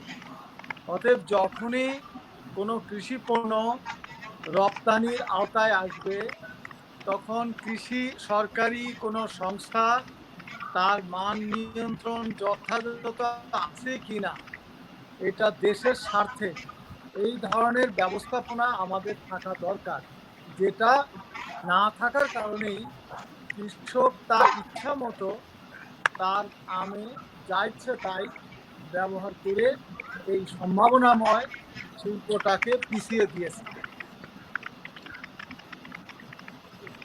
এটাই আমার মতামত। যেটাকে বলা হয় যে উৎপাদনের শুরু থেকে সাপ্লাইয়ের শেষ পর্যন্ত ওদের কিছু প্রোটোকল আছে, সেই প্রোটোকল গুলো ফলো করতে হবে, স্ট্যান্ডার্ডটা ধরে রাখতে হবে, তখনই তারা জিনিসটা আসলে নেয় আর কি। আর যিনি আমদানিকারক তিনি আপনার খাদ্য রপ্তানি, ঔষধ রপ্তানি আর আপনার সাধারণ ভোগ্যপণ্য রপ্তানি এক নয়। ঔষধ, ড্রাগ এবং ফুড, এটার রেগুলেশনটা এটা toughest regulation in the western world. আমাদের দেশেই আমরা এই বিষয়গুলোকে আমরা সাধারণভাবে আমরা নিয়ে থাকি, যে খাদ্য যেন তেনভাবে উৎপাদন করে বিক্রয় করার লাইসেন্স আমরা খাদ্য বিক্রেতা প্রতিষ্ঠান, রেস্টুরেন্টকে দিচ্ছি, উৎপাদনকারী কোম্পানিকে দিচ্ছি। কিন্তু ড্রাগ অ্যান্ড ফুড এটা একই জাতীয় পণ্য। একটা ঔষধ উৎপাদনের ক্ষেত্রে ওয়ার্ল্ড হেলথ অর্গানাইজেশনে প্রতিটা স্তরকে ডিফাইন করা আছে। প্রোডাকশনের যে তার ম্যান কেমন হবে, মেশিন কেমন হবে, ম্যাটেরিয়ালস কি হবে, মেথড কি হবে, each and everything has been defined very clearly. এবং ফুড, খাদ্য উৎপাদনের ক্ষেত্রে একই রকম ব্যবস্থাপনা হওয়া উচিত।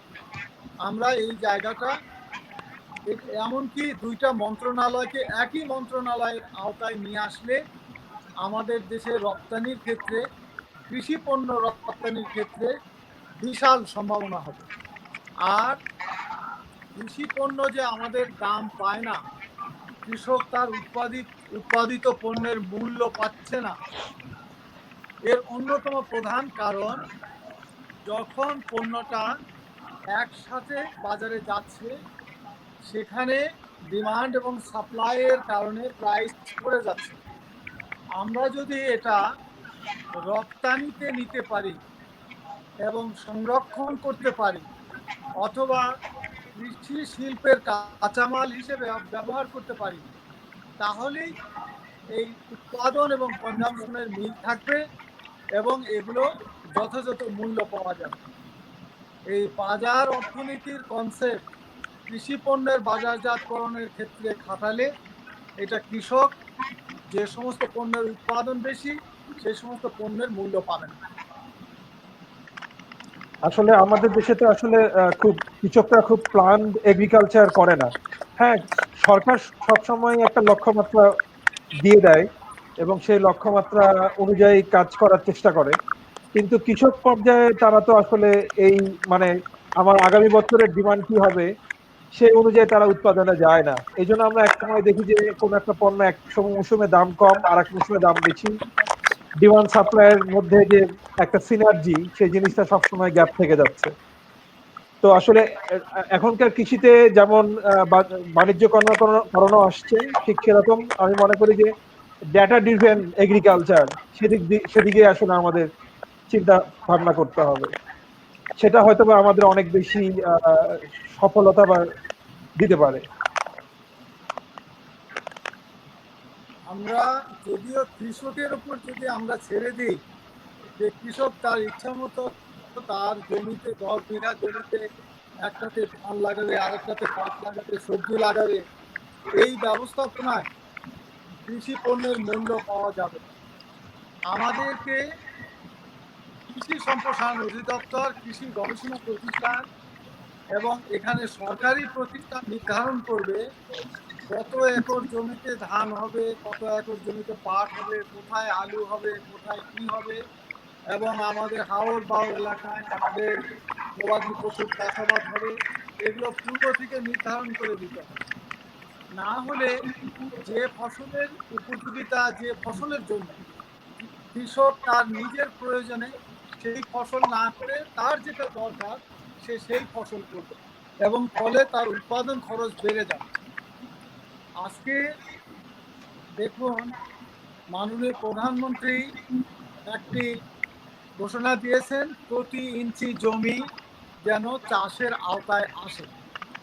এখন আপনি দেখুন, একজন কৃষক তার হয়তো 2 বিঘা জমি আছে, সে তার জমিতে কতটুকু বীজ লাগবে, কতটুকু সার লাগবে, সেচ লাগবে, কীটনাশক লাগবে, কৃষি উপকরণ,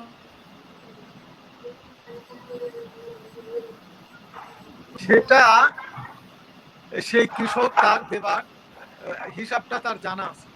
কিন্তু রাষ্ট্রীয়ভাবে যখন আপনার একটা আমার সমস্ত জমির কি পরিমাণে বীজ লাগবে, সার লাগবে, সেই ব্যবস্থাপনা না জানা থাকলে শুধু আমরা যদি বলি প্রতি ইঞ্চি জমিতে আমরা চাষের আওতায় নিয়ে আসবো, এটা সম্ভব নয়। আগে থেকে আপনাকে নির্ধারণ করতে হবে কি পরিমাণ কৃষি উপকরণ আপনার দরকার।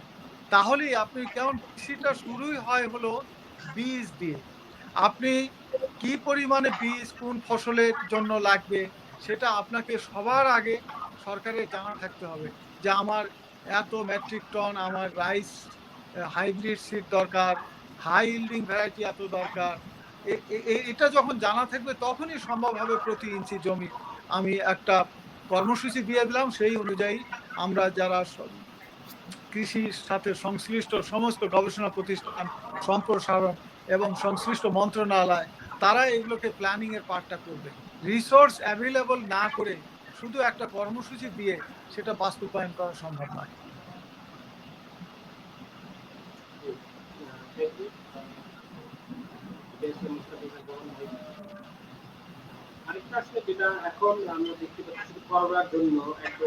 আমি শুনতে পাচ্ছি না।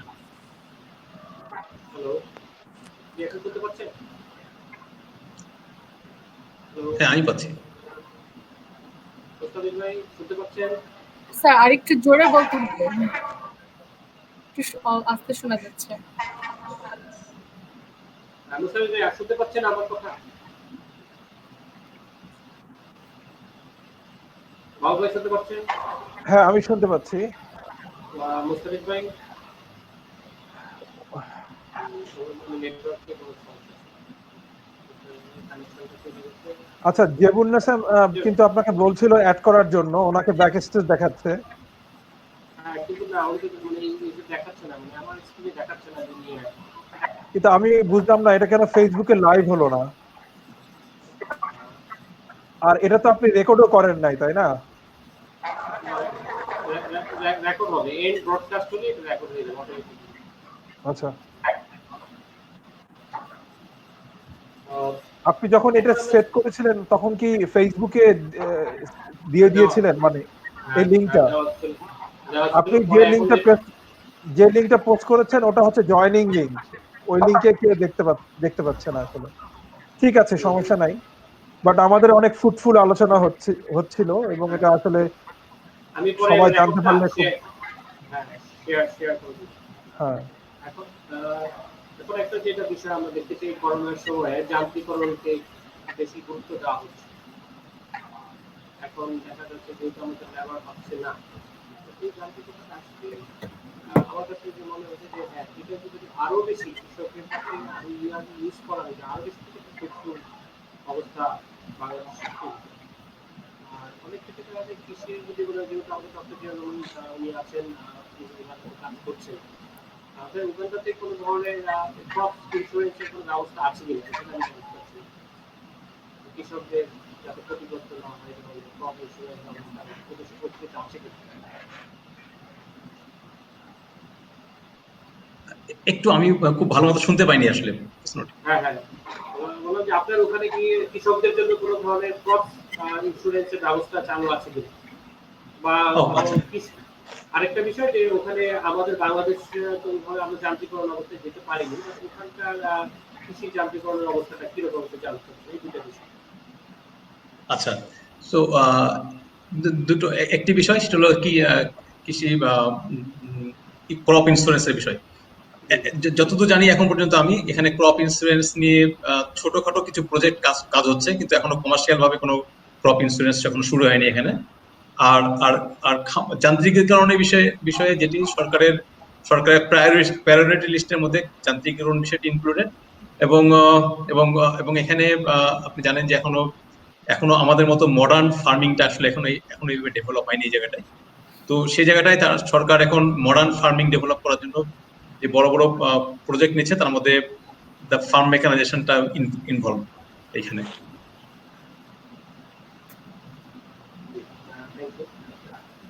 আরেকটি কোয়েশ্চেন ছিল যে ডক্টর মোহাম্মদ স্যারের কাছে, যে আসলে আমরা আমাদের যে কৃষি পণ্যগুলা ভোক্তা পর্যন্ত পৌঁছায়, কৃষক পর্যায়ে থেকে ভোক্তা পর্যন্ত পৌঁছায়, সেখানে দেখা যায় যে এই পোস্ট হারভেস্ট লস আছে আমাদের কিছু। তো সেক্ষেত্রে আমরা আসলে এটাকে কিভাবে আসলে রিকভার করার স্টেপ নিতে পারি? আচ্ছা, খুব গুরুত্বপূর্ণ কোশ্চেন আসলে। পোস্ট হারভেস্ট লস আসলে এটাও একটা আমাদের মানে লং লাস্টিং ইস্যুস। হ্যাঁ, অনেকদিন ধরেই আমরা এই পোস্ট হারভেস্ট লসটা নিয়ে কথা বলছি। আমি দেখেছি যে গভর্নমেন্ট থেকেও কিছু ইনিশিয়েটিভ নেওয়া হয়েছে এবং বাংলাদেশে কিছু ডেভেলপমেন্ট অর্গানাইজেশন কাজ করে এবং তারা মূলত মহিলাদের নিয়ে কাজ করে এবং তারা গ্রামীণ মহিলাদের কিন্তু আপনার পোস্ট হারভেস্ট লসে বা ভ্যালু এডিশনের জন্য অনেক ট্রেনিং দিয়ে থাকে। তো পোস্ট হারভেস্ট লসের জন্য দুটো ইস্যুজ ইম্পর্টেন্ট। একটা হচ্ছে স্টোরেজ, হারভেস্টিং করার পর্যায়ে সেক্ষেত্রে কৃষক তার প্রডিউসটাকে কিভাবে সে ম্যানেজমেন্ট করছে, আর একটা হচ্ছে ট্রান্সপোর্টেশনে। তো ট্রান্সপোর্টেশনের ক্ষেত্রে আমরা এখনো তেমন ইমপ্রুভমেন্ট দেখি নাই, কারণ ট্রান্সপোর্টেশনের ক্ষেত্রে তারপরে কিছু ইমপ্রুভমেন্টের কথা বলি আমি। যেমন আমি জানি যে আমি আগে চাঁপাইনবাবগঞ্জ থেকে দেখতাম যে মানুষ আম নিয়ে আসতো, এখনো ঝুড়িতে আম নিয়ে আসে, এখনো কাগজের কার্টুনে আম নিয়ে আসে, কিন্তু গত ৩-৪ বছর ধরে আমরা দেখেছি যে প্লাস্টিকের ঝুড়িতে আম নিয়ে যাচ্ছে এবং এগুলো হচ্ছে প্রাণের তৈরি করা ঝুড়ি এবং সেই ঝুড়িগুলোতে যে ট্রাকে করে আম নিয়ে আসছে, এটাতে কিন্তু আমটা নষ্ট হচ্ছে না। তো এইটা কিন্তু একটা অ্যাডভান্সমেন্ট, হ্যাঁ, ট্রান্সপোর্টেশনের ক্ষেত্রে। এখন আম একটা খুব হাই ভ্যালু ফ্রুটস আমাদের জন্য। এই জন্য হয়তো বা কোম্পানিগুলো আগে এগিয়ে আসছে এবং তারা নতুন নতুন এই ধরনের ট্রান্সপোর্টেশন সিস্টেম তৈরি করেছে। কিন্তু অন্য ফসলগুলোর জন্য আমাদের কিন্তু এই ট্রান্সপোর্টেশন ফসল ব্যবস্থাটা ডেভেলপ করতে হবে। তাহলে হয়তো বা আমরা পোস্ট হারভেস্ট লসটা কমায় রাখতে পারবো। আর হারভেস্টিং এর পরের যে পর্যায়টা, সেক্ষেত্রে কৃষকদের সচেতন করা, তাদেরকে অ্যাওয়ার করা এবং তাদেরকে লো কস্ট স্টোরেজ সিস্টেম এই ব্যাপারে ট্রেনিং দেওয়া। এই দুটো জিনিস হচ্ছে খুব ইম্পর্টেন্ট। মানে হচ্ছে যে হয়তোবা আমার কাছে পাইকার বা যারা হোলসেলার তারা আসবে, কিন্তু 1-2 দিন আমার কাছে আমার পণ্যটা রাখতে হতে পারে।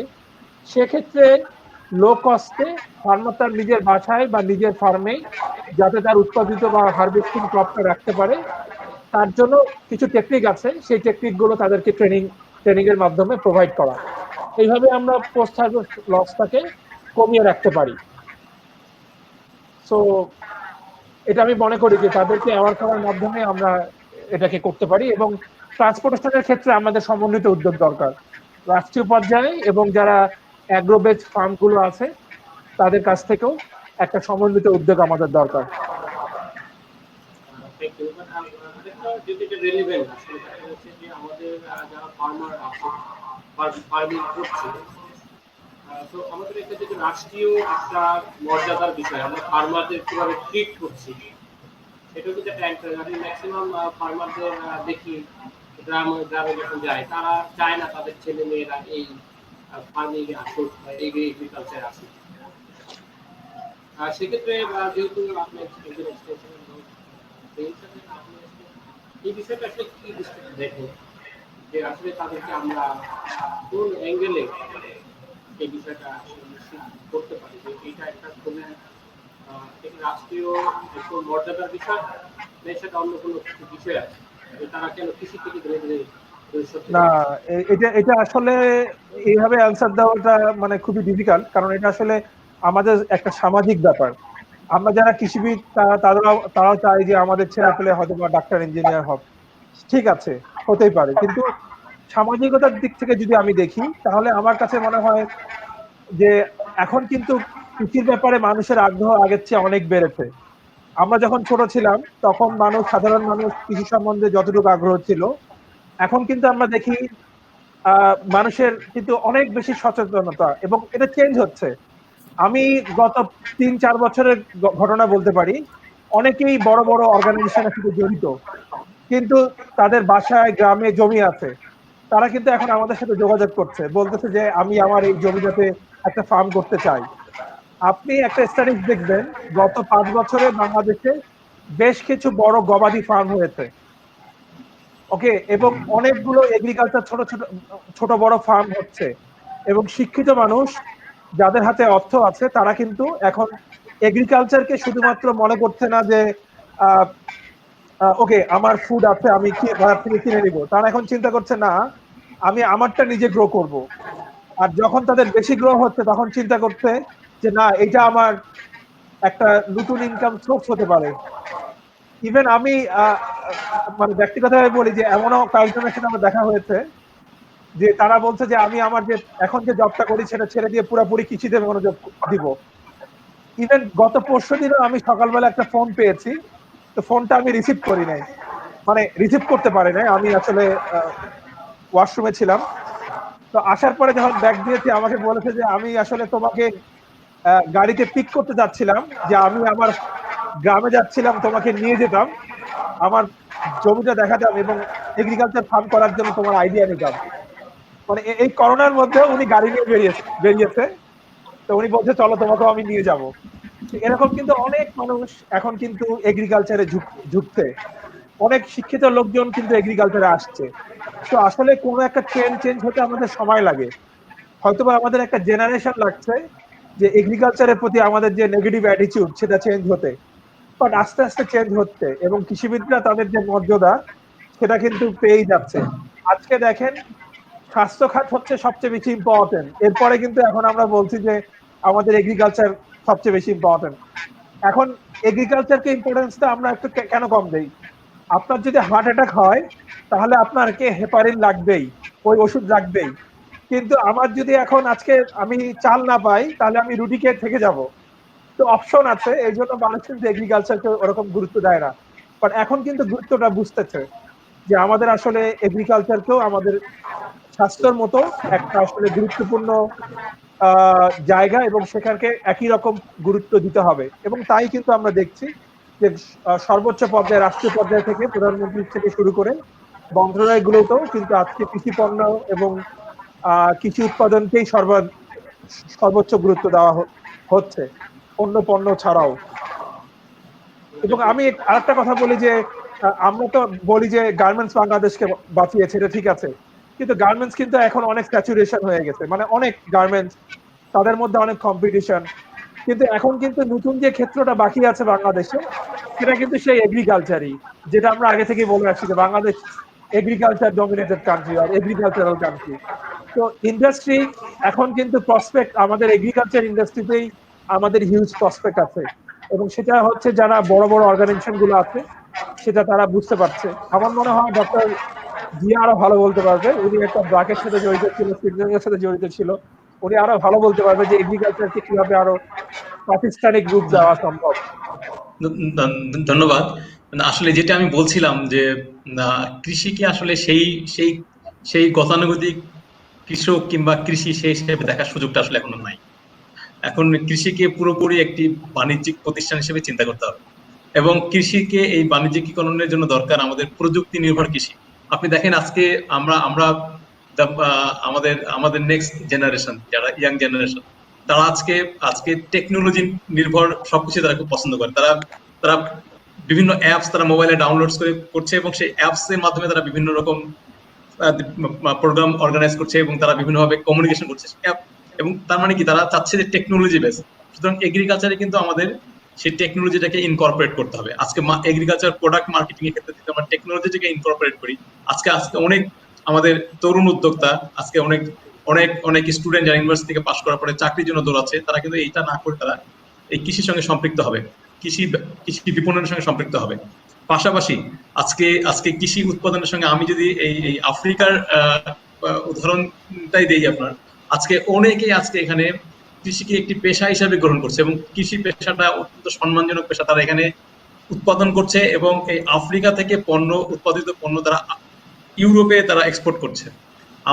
আমি আমি রিসেন্টলি একটি ফুলের বড় একটা একটা নার্সারি ভিজিট করেছি, যেখানে কমার্শিয়ালি তারা প্রচুর ফুল, গার্বেরা থেকে শুরু করে বিভিন্ন ধরনের ফুল উৎপাদন করছে, সেই ফুলটা তারা এখান থেকে ইউরোপে এক্সপোর্ট করছে।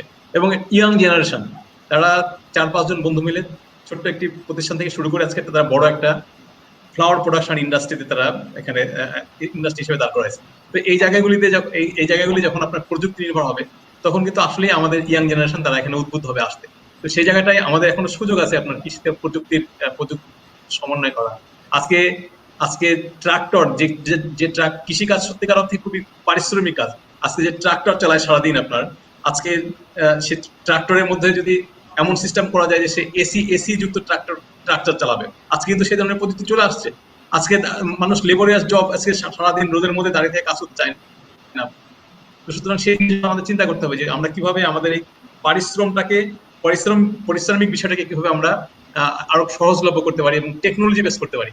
তো তাহলে কিন্তু আমাদের এই তরুণ যারা, তারা কিন্তু এখানে আসবে, তারা কৃষির সঙ্গে সম্পৃক্ত হবে, এবং যত দ্রুত তারা বেশি সম্পৃক্ত হবে, তত দ্রুত আমরা কিন্তু কৃষি উন্নয়নে এগিয়ে যেতে পারবো। এবং এক্ষেত্রে অবশ্যই বড় বড় প্রতিষ্ঠান যারা যারা এগুলোর সঙ্গে জড়িত, তারা এই জায়গাটা একটা বড় সহযোগিতা দিতে পারে। আমাদের শুধুমাত্র সরকারের উপর নির্ভর করে থাকলে কিন্তু স্বপ্ন চলবে না। আমাদেরকে উদ্যোক্তা তৈরিতে বিভিন্ন প্রতিষ্ঠান এবং এবং এবং বেসরকারি প্রতিষ্ঠান, তারাও কিন্তু বড় ভূমিকা রাখতে পারে সরকারের পাশাপাশি। ধন্যবাদ। কৃষি শুধু উৎপাদন নয়, কৃষি বাণিজ্যিকরণ, কৃষি যান্ত্রিকরণ, এবং আরেকটি ইনফরমেশন আছে আমি দেখলাম গতকালকে, যে আসলে আমাদের এখন মোটামুটি গ্রাম অঞ্চলে কৃষি খাবার আছে অ্যারাউন্ড 60%, এবং শহর অঞ্চলে 10% মতো আমাদের এখন কৃষি খাবার আছে, এবং এখানে অনেক যারা এডুকেটেড লোকজন এর সাথে কিন্তু কানেক্টেড হচ্ছে। যেহেতু এটা খুব প্রফিটেবল বিজনেস, তো এটাকে অবশ্যই এটা আমাদের জন্য কৃষির জন্য অবশ্যই একটা পজিটিভ সাইড, যে ইয়াংরা এটার সাথে কানেক্ট হয়ে যাচ্ছে। তো আমরা ব্যক্তিগত মনে করি আরো কিছু নাই, যেহেতু আমাদের মোটামুটি আলোচনা হচ্ছে, কিন্তু আমাদের একজন ম্যাডাম ওনাকে আমরা কানেক্ট করতে পারিনি। তো এনিওয়ে এতক্ষণ সময় দেওয়ার জন্য আমাদের সারাদিন আমাদের আছে, এতক্ষণ সবাইকে সময় দিয়েছেন এবং 1 ঘন্টা 12 মিনিট। সবাইকে আজকে ধন্যবাদ জানাচ্ছি, স্পেশালি ধন্যবাদ জানাচ্ছি আমাদের অলরেডি চলে গেছেন ছিলেন professor doctor Mohammad doctor Zia Rahman এবং আমাদের মধ্যে অলরেডি ডিসকানেক্টেড হচ্ছে ডক্টর দেবুল্লাহ স্যার। সবাইকে আসলে ধন্যবাদ জানাচ্ছি এবং আপনাদের সুস্বাস্থ্য কামনা করছি। এই বলে আমি আজকে সবাইকে ধন্যবাদ। ধন্যবাদ আপনাদের সবাইকে। সবাইকে সময় দেওয়ার জন্য ধন্যবাদ, আর এরকম একটা অ্যারেঞ্জমেন্ট করার জন্য স্যারকেও ধন্যবাদ। ঠিক আছে, আমি রেকর্ড করে এটা আপলোড দিচ্ছি। আপনি এখন লাইভটা বন্ধ করে দিতে পারেন, লাইভটা বন্ধ করে দিতে। জি, জি,